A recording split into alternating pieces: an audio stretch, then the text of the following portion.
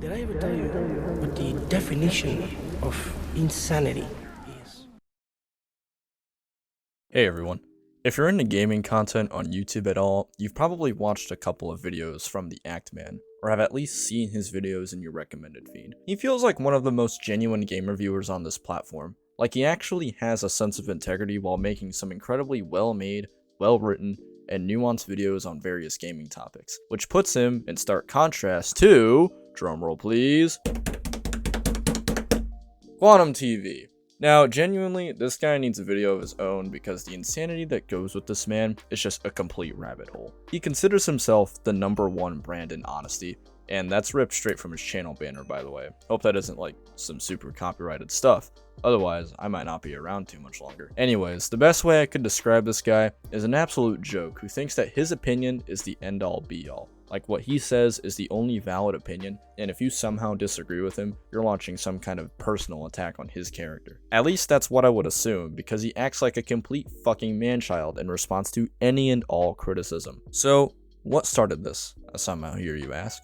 Well, your boy Quantum TV made a video on Elden Ring, and to say that it was completely misinformed and came from a place of bad faith would be a massive understatement. He said that the game shouldn't be made because it quote-unquote isn't for everyone, which is such a moronic take. Now, I have my issues with Elden Ring personally, mostly that the engine is outdated and the optimization on PC is complete ass, even on up-to-date systems that blow the recommended system requirements out of the water. And as of right now, there doesn't really seem to be much of a fix for this, at least on PC. But one of the things I can't find myself to dislike is the game's difficulty.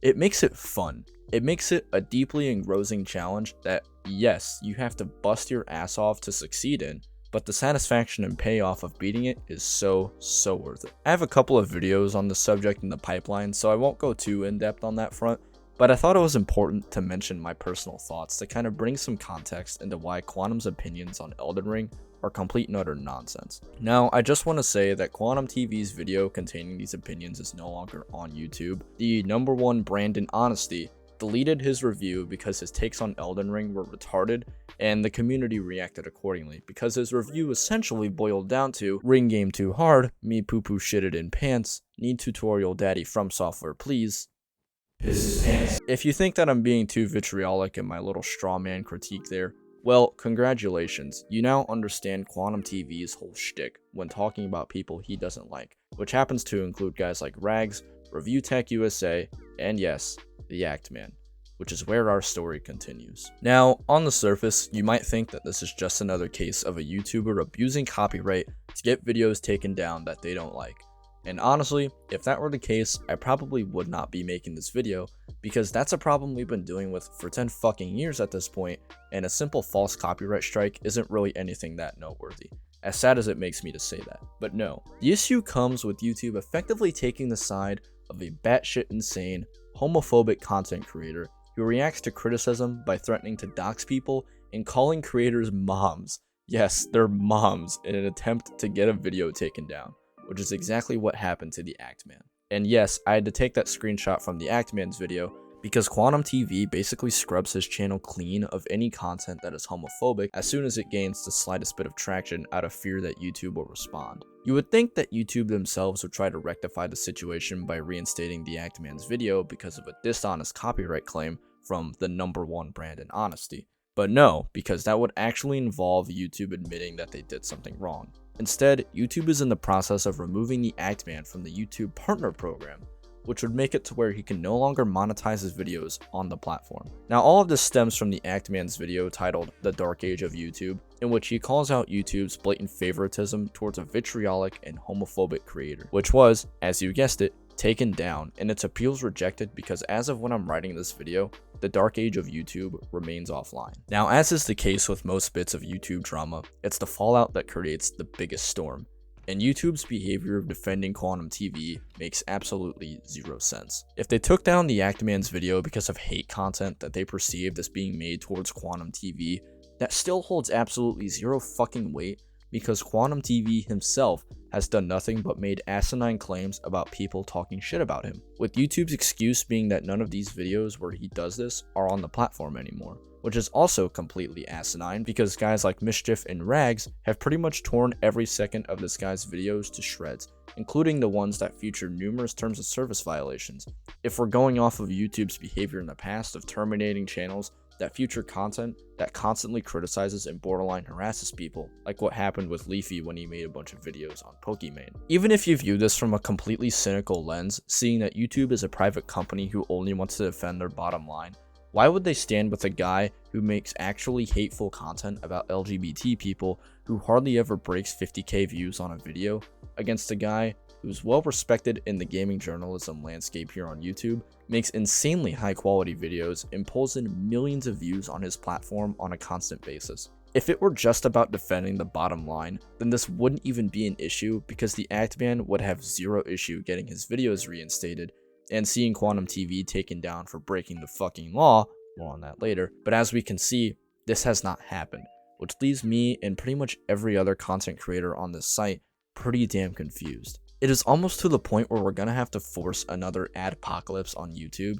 in order to get them to actually take a stand against Quantum TV because of his hateful comments about LGBT people, and YouTube subsequently taking a stand that leads I and many others to believe that they are on his side. And lastly, I want to talk about something that's actually pretty serious and boggles my mind as to how YouTube has not addressed this. So I mentioned a bit about Quantum TV breaking the law, and basically what I'm referring to is how filing a takedown notice under the Digital Millennium Copyright Act, or DMCA, is considered illegal action.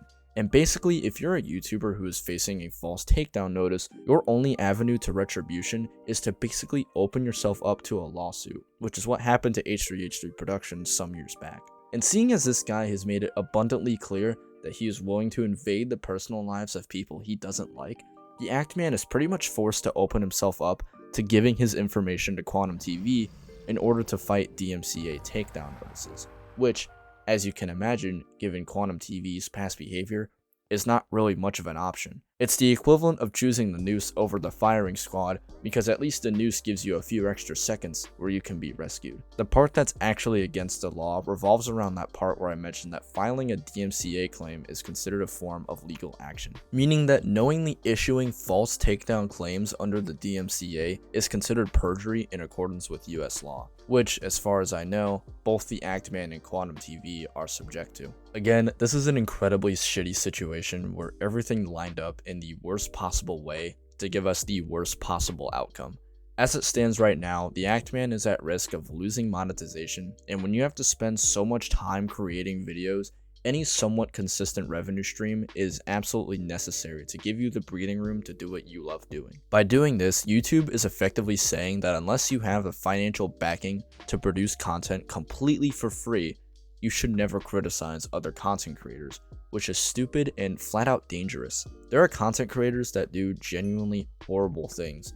Can you imagine if we weren't able to make videos about Morgs exploiting his girlfriend for views, or the various YouTubers who got exposed for participating in cryptocurrency scams, or, yes, a YouTuber who genuinely despises LGBT people and uses legal pathways to silence people who have opinions he disagrees with? If forcing another adpocalypse is what it takes to get YouTube to pay attention for once, I say use that option to bring about some actual change for the creators of the future who are going to eventually carry this platform forward. Alright, so I think I said all that needs to be said. I'm sorry for not uploading. I've been at university just trying to focus on my studies and not really ever having a chance to record stuff for videos, but hopefully I can get back into the swing of things. Leave a like if you enjoyed this video, and subscribe to catch all of my videos in the future, and I will see you all next time.